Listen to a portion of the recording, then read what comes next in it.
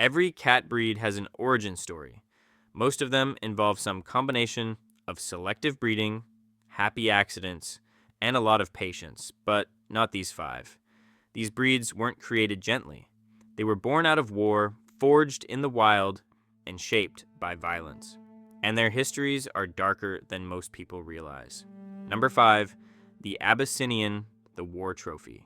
In 1868, the British Empire launched a military expedition into Abyssinia, modern-day Ethiopia, to rescue hostages held by Emperor Tewodros II. The campaign ended with a siege, a battle, and the emperor's death. When the British soldiers marched home, they brought more than victory. One soldier returned to England with a cat, a sleek, ticked-coat kitten reportedly taken from the war zone. Her name was Zula, and she's considered the founding mother of the entire Abyssinian breed. Now, here's the twist. Modern genetic testing has traced the Abyssinians' DNA not to Ethiopia, but to Southeast Asia and the coast of the Indian Ocean. So, the cat that carries the name of one of history's colonial wars may not have even come from that continent, but the legend stuck. And to this day, the Abyssinian is the only domestic cat breed named directly after a military conflict. Number 4, the Turkish van, the swimming killer. In the remote highlands of eastern Turkey, near the shores of Lake Van, a breed of cat evolved that breaks one of the most basic rules of feline behavior. It hunts in water. The Turkish van developed a single-layered, cashmere-textured coat that is naturally waterproof. While most cats recoil from even a splash, the van dives in. It wades into streams and shallow lake waters, using its muscular body and powerful paws to catch fish. This breed has been surviving in the Lake Van region for potentially thousands of years, a geographic crossroads that has seen empires rise and fall, armies march through, and civilizations collapse. Through all of it, the van kept hunting, on land and in water. They're built like swimmers, broad chest, strong hindquarters, a long, rudder-like tail. And they don't just tolerate water, they seek it out. The Cat Fanciers Association describes the Turkish van as having a swimmer's body, and breeders have reported that these cats will jump into bathtubs, pools, and any open water they can find. A cat that hunts fish, in a region where survival meant adapting to everything or dying. The Turkish van chose to adapt in a way no other breed ever has. Number 3, the Pixie-Bob, the backyard bobcat. In 1985, a woman named Carol Ann Brewer bought a strange-looking cat near Mount Baker in Washington state. It had a spotted coat, a bobbed tail, and extra toes. A year later, she rescued another massive male, reported by locals to have been sired by an actual wild bobcat. That male bred with a neighbor's cat. One of the kittens was named Pixie, and from Pixie, an entire breed was born. Brewer went on to collect 23 cats from the Cascade Range that she believed were the offspring of natural hybrid matings between wild bobcats and domestic cats.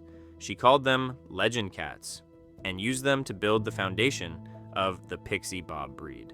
Now, DNA testing has never confirmed bobcat genes in the Pixie-Bob.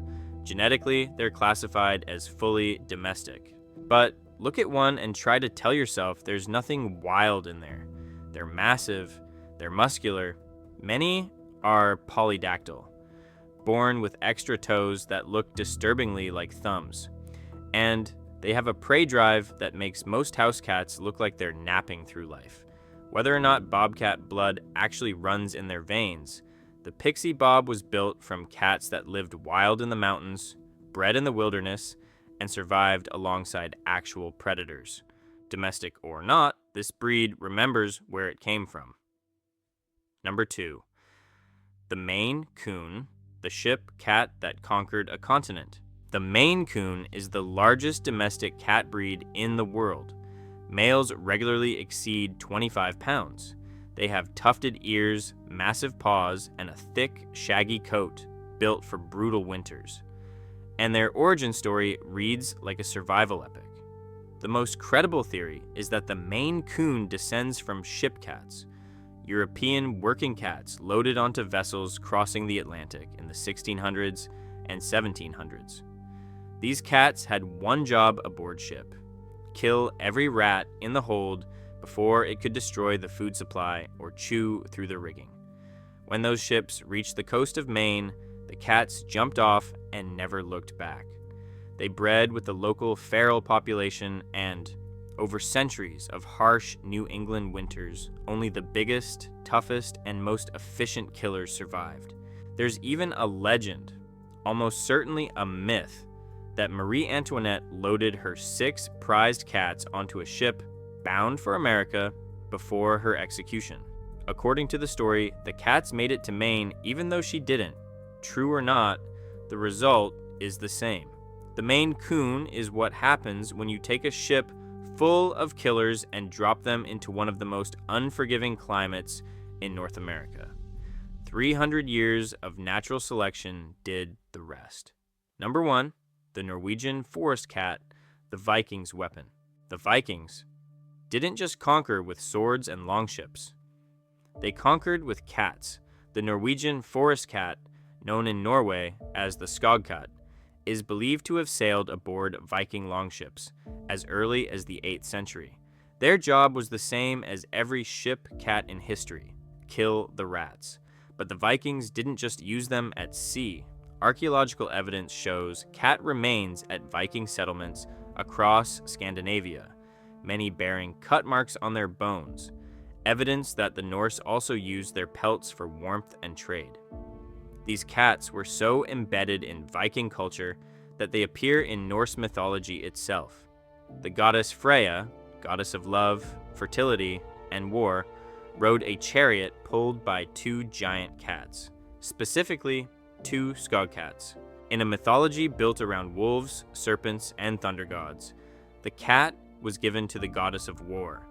The Norwegian Forest Cat was built for the same world the Vikings lived in: cold, violent, unforgiving.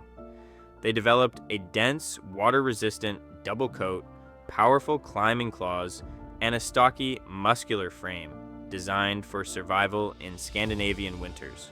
And when the Vikings sailed to new lands, to Iceland, to Greenland, to the coast of North America, the cats went with them. Genetic studies have confirmed that cat DNA found at Viking sites in northern Germany matches mitochondrial DNA from cats in ancient Egypt, tracing a trade route that moved cats from the Mediterranean to Scandinavia over centuries. The Norwegian Forest Cat didn't just survive the Viking Age, it was part of the invasion. So the next time you look at a cat and think it's just a house pet, remember, some of these breeds were war trophies, some were built by Vikings, and some might still have something wild running through their blood.